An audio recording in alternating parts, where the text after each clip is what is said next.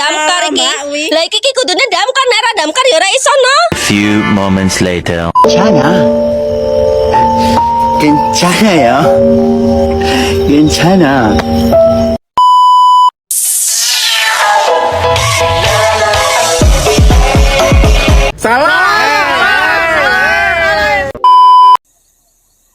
Oke, daon nih. Assalamualaikum warahmatullahi wabarakatuh. Nama saya Dinda Fedayanti. Saya dari kelas 12 B5. Di sini saya akan menjabarkan mengenai proyek penguatan profil pelajar Pancasila yang bertemakan suara demokrasi. Nah, demokrasi itu apa sih sebenarnya? Dan Indonesia itu negara yang menganut demokrasi apa? Untuk itu, mari kita simak penjelasannya. Demokrasi adalah bentuk sistem pemerintahan di mana kekuasaan politik dipegang oleh rakyat atau warga negara secara langsung atau melalui perwakilan yang mereka pilih.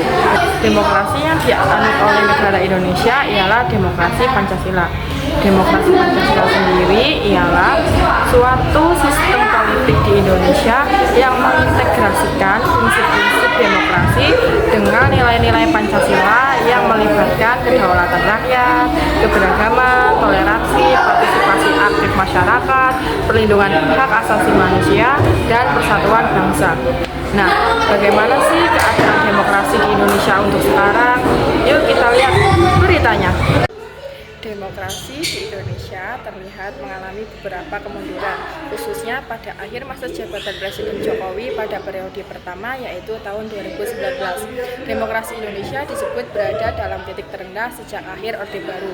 Terbukti dengan pengaruh pemerintah pusat yang makin kuat dengan UU Ciptaker yang menghapus wewenang daerah dalam hal perizinan usaha dan analisis dampak lingkungan.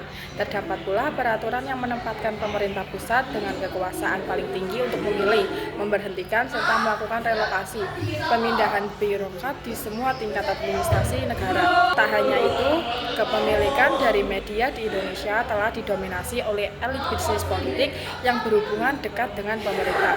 Supremasi hukum yang diperburuk dengan pelemahan KPK dan politisasi kasus pidana.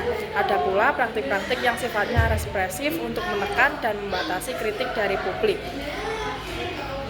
Kita sebagai peserta didik mampu mengimplementasikan demokrasi dengan cara ikut pemilihan ketua OSIS. Pemilihan ketua OSIS atau pemilihan organisasi siswa intrasekolah adalah momen penting dalam kehidupan sekolah. Proses demokrasi dalam pemilihan ini tidak hanya melibatkan para kandidat yang berlomba untuk jabatan, tetapi juga melibatkan seluruh anggota sekolah yang berhak memberikan suara.